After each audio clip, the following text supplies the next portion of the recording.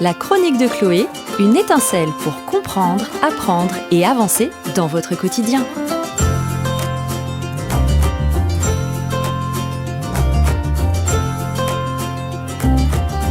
Bonjour à tous et bienvenue dans la chronique de Chloé, une étincelle pour comprendre, apprendre et avancer dans votre quotidien. Aujourd'hui, nous allons parler d'art-thérapie, un outil pour accompagner les émotions et a priori les apprentissages. Et nous sommes en présence de Laurence Laborie. Laurence, est-ce que tu peux te présenter ? Bonjour à toi. Bonjour Chloé. Alors moi je suis art-thérapeute, ça fait 5 ans que je suis diplômée et certifiée après une formation de 3 ans et demi. Et j'ai toujours travaillé dans le domaine des arts plastiques puisque j'étais graphiste par ailleurs. Donc du coup, après, je me suis orientée vers le soin. J'ai d'abord travaillé pendant 4 ans dans un placement familial avec des enfants issus de la protection judiciaire à Paris. Et lorsque j'ai déménagé, j'ai eu la chance de rencontrer Chloé et d'intégrer l'espace Étincelle où j'ai pu exercer en libéral. Je reçois le samedi des enfants, des adolescents, des adultes. Et je suis également art-thérapeute à temps partiel en pédopsychiatrie à l'hôpital d'Annecy.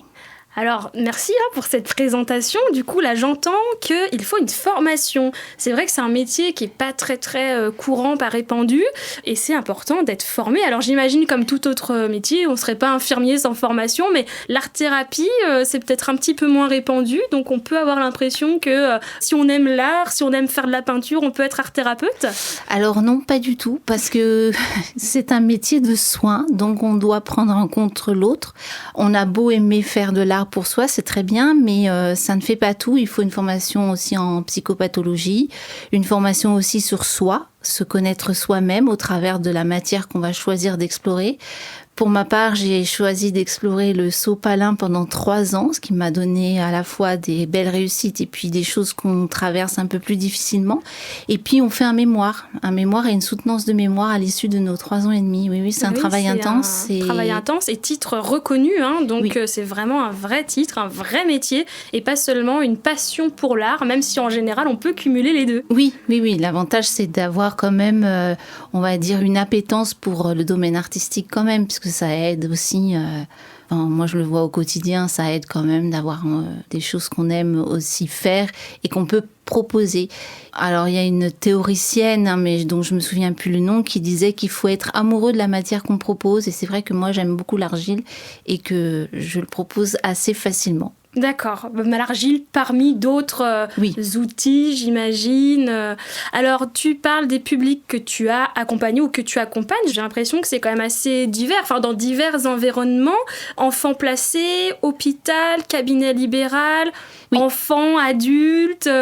Il n'y a pas de distinction d'âge. Ça peut être des petits-enfants, même ceux qui n'ont pas la parole, à des personnes âgées. À l'heure actuelle, j'accompagne une personne dans un espace de soins, qui est dans un espace de soins médicalisé. Donc voilà, c'est un petit peu tous les profils. Et puis ça peut être à la fois quand on a des traumatismes, ça peut être pour du bien-être, ça peut être pour des troubles du comportement alimentaire, ça peut être aussi pour des troubles de concentration ou d'hyperactivité. Donc il y a vraiment des vastes domaines. Qui sont les personnes qui te contactent ? Alors, quand tu travailles, là tu parlais de l'hôpital, forcément ce sont des personnes qui sont déjà accueillies sur place. En libéral, qui va pousser ta porte finalement ? Pour quel motif ? Comment est-ce qu'ils te connaissent ? Comment ils connaissent l'art-thérapie ? Ah oui, parce que l'art-thérapie est connue, mais on va dire qu'en France, elle est pas. On commence à s'en servir un peu plus comme un outil de soin. Et c'est vrai que c'est connu beaucoup en psychiatrie. Dans les années 60-70, on utilisait beaucoup en psychiatrie. En revanche, pour venir me voir, il y a des personnes qui viennent pour le bien-être. Et puis il y en a d'autres qui viennent aussi parce qu'ils ont subi des traumatismes et qui ont besoin d'un espace d'expression qui ne soit pas axé sur la parole. C'est souvent les psychologues qui redirigent. D'accord. Oui. Et oui, parce qu'on n'est pas obligé de parler. Finalement, c'est intéressant, là, ce que tu dis. Si on n'a pas la parole, donc je pense à des tout-petits, je pense peut-être à des personnes avec handicap, mais même un adulte ou un grand, peu importe, une personne qui est en capacité de parler, mais qui ne sait pas comment parler, qui ne sait pas poser ses mots, elle va pouvoir, j'imagine, exprimer des choses par l'art. Oui. Oui, la matière plastique, moi j'aime bien dire matière plastique parce que c'est vraiment à la fois dans la manipulation et dans le modelage, ça va favoriser en tout cas une expression de soi différente que la parole. C'est-à-dire que il va y avoir des éprouvés qui sont des éprouvés sensoriels pour les tout petits, sur quelque chose de liquide, sur quelque chose de peut-être un peu dur, un peu malléable. Et du coup, voilà, ça va faire en sorte qu'on peut s'exprimer autrement. Et puis, c'est pas tant une question d'expression, c'est aussi traverser un chemin qui peut être... qui n'est pas toujours dans la réussite. C'est-à-dire qu'on n'est pas là pour faire ni du beau, ni pour faire plaisir à l'autre. On est là pour aller chercher quelque chose qu'on a en soi, qu'on va traverser sur plusieurs séances. Et par exemple, si on utilise de la peinture, la première fois, on va peut-être le travailler d'une certaine manière. Et puis la fois suivante, on va repartir de la chose, mais on aura peut-être raté. Donc ce raté va devenir une trouvaille et va nous permettre d'avancer un petit peu plus, de manière plus audacieuse, pour justement se sentir mieux et se sentir, vivre ses capacités en tout cas. Et c'est là, j'imagine, la différence entre la thérapie, l'aspect thérapeutique et je prends plaisir à faire une création, à dessiner, à peindre, ou voilà. Oui, parce que, à l'heure actuelle, on a beaucoup de coloriage, art-thérapie, c'est très bien, ça fait du bien. Mais en revanche, une art-thérapie, c'est avec une art-thérapeute, parce que c'est dans ces moments difficiles qui sont avec la matière, avec cette confrontation au principe de l'arité de la matière, on se trouve des fois, heureusement que l'art-thérapeute nous met les mots sur ce qu'elle voit, sur ce qu'elle observe, et puis peut en tout cas pas balayer les obstacles, mais en tout cas aider que ces obstacles soient un peu plus vivables et permettre que le chemin puisse se faire sans entrave. Et oui, je reprends. Alors, tu parles des coloriages, j'en ai vu dans tous les supermarchés. Maintenant, on en voit les mandalas, les coloriages magiques. Ça a l'air très intéressant. Alors moi, quand je vois ça, je me dis, ça pourrait peut-être occuper des enfants, ou en tant qu'adulte, ça pourrait éviter de regarder les écrans, nous apaiser, passer un petit moment dans l'après-midi. Mais c'est vrai que l'intérêt quand même de l'art-thérapie avec un art-thérapeute, si j'ai... Alors, tout compris, je pense que oui, mais par rapport à ta formation, c'est aussi de connaître le public, de connaître les pathologies, de connaître les traumatismes, et ça fait partie intégrante de ta formation, oui, finalement. Donc, quelqu'un qui ne se sent pas bien pourra peut-être ponctuellement être apaisé en faisant un coloriage ou en faisant, peu importe, du bricolage à la maison, mais ça ne veut pas dire qu'il y aura ce chemin vers l'accompagnement thérapeutique, finalement. Et le regard extérieur aussi. L'art-thérapeute va donner un regard extérieur. Ah oui. Alors que, effectivement, ça fait du bien de colorier, ça fait du bien de faire du bricolage. D'ailleurs, ça fait du bien de faire des choses avec ses mains. Au niveau des zones cérébrales, elles sont réactivées, ça fait vraiment du bien. Malheureusement, dans un travail thérapeutique, ça ne suffit pas. Ça ne conviendra pas à tout le monde, tous les cas. Et D'accord. Les émotions, du coup, tu l'as abordé. On peut travailler, en tout cas, les aborder, les ressentir dans son corps, essayer d'avancer avec certaines tempêtes émotionnelles. Oui, parce que c'est vrai que pour les enfants, quand il y a des choses qui ne sont pas réussies, ça engendre de la frustration, de la déception, de la colère. Et justement, c'est grâce à ces choses qu'on va traverser, parce qu'on est en sécurité dans cet espace, qu'on va pouvoir mieux les gérer au fur et à mesure des séances. Et surtout, ces choses qu'on n'a pas réussies, finalement, on peut les transformer en quelque chose de réussi. Et c'est ça qui est intéressant. Et d'ailleurs, il me semble que tu ne fais pas que de l'art-thérapie, que tu proposes depuis déjà 1 an au moins des ateliers qui proposent à la fois habileté sociale, mais aussi art, on va dire, pour mêler les deux. Là, tu vois, je rebondis sur la frustration, la colère de certains enfants. Tu as réussi finalement à créer des ateliers qui regroupaient tout ça. Tu peux nous en parler ?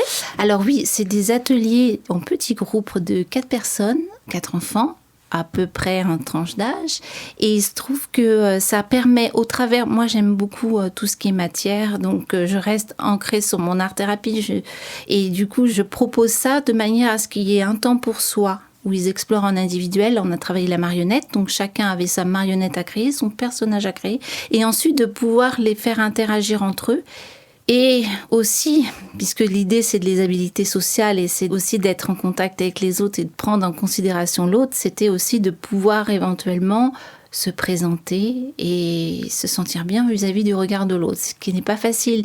Mais avec un petit personnage, du coup, on fait un pas de côté et ça permet comme ça de... Alors, on l'a bien investi puisqu'on a mis du temps, on a mis 3-4 séances à le faire, mais ça permet comme ça de pouvoir, on va dire, déplacer les choses et pas être en contact direct avec les autres, ce qui des fois peut être compliqué pour certains enfants, oui. C'est génial, franchement, d'utiliser l'art finalement comme média pour permettre d'exprimer ses émotions, permettre d'apprendre, permettre d'avancer, de mieux se connaître. C'est vraiment, j'ose dire, un outil thérapeutique. Alors l'art-thérapie, c'est encore une fois, c'est un métier, mais c'est un super média qu'on ne connaît pas forcément et qui aide beaucoup finalement. Oui, alors en France, on est plus frileux, on met du temps à réagir, mais ça c'est beaucoup développé en Angleterre, au Canada et en Suisse, à la frontière, ça fonctionne très bien.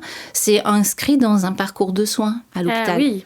Qu'on peut souffrir de diabète, on a psychologue, diététicienne, médecin et art-thérapie. Oh, c'est incroyable. Oui. Donc ça mériterait d'être plus connu en France finalement. Oui, et surtout peut-être plus connu, peut-être même un peu plus reconnu en termes législatifs, tout simplement. Mais oui. Parce que c'est peut-être ça aussi qui pêche. Et puis qu'on voit beaucoup de formations qui sont un petit peu dans tous les sens. Oui, de quelques heures. Alors ça, je l'ai déjà vu sur Internet. Formez-vous à l'art-thérapie en module de 3 heures. Et c'est vrai que par rapport à ce que tu nous dis, on imagine bien que, voilà, toi, tu as fait 3 ans, c'est ça, 3 ans, hein 3 ans, oui. 3 ans pour un titre RNCP, c'est pas du tout la même chose qu'un petit module de 3 heures. Et puis, on accompagne des personnes, des êtres humains, principalement fragiles, même si pas que. Donc, c'est important d'être formé, d'être qualifié pour pouvoir les accompagner sereinement. Oui. La fragilité des personnes, oui. Tout à fait. Ouais. Merci Laurence pour cette intervention. Est-ce que tu aurais un petit mot pour la fin ? Disons que non, mais l'art-thérapie, c'est non invasif, c'est-à-dire que ça ne fait pas... Enfin voilà, c'est en complément de médicaments. Par exemple, en pédopsychiatrie, on utilise... Certains enfants ont des traitements et c'est vrai que ça aide beaucoup, en tout cas, à stabiliser. Donc, dans ce qu'on voit, ce que j'observe en tout cas à l'heure actuelle, c'est qu'il y a beaucoup d'enfants, ça les stabilise aussi d'avoir accès à l'atelier d'art-thérapie à l'hôpital. Donc, voilà. Donc c'est génial, ne pas hésiter, y compris pour des séances en libéral. On n'est pas obligé d'être dans un parcours de soins ou hospitalisé pour faire appel à tes services ou au service d'un art-thérapeute. Donc voilà, Laurence, chez Étincelle, n'hésitez pas à aller jeter un œil. Je crois que ton site contient pas mal de tes créations que tu as fait toi-même. Donc voilà, un site à découvrir. Merci Laurence et belle journée à toutes et à tous. C'était la chronique de Chloé, une étincelle à retrouver en podcast sur le site radiosemnos.com.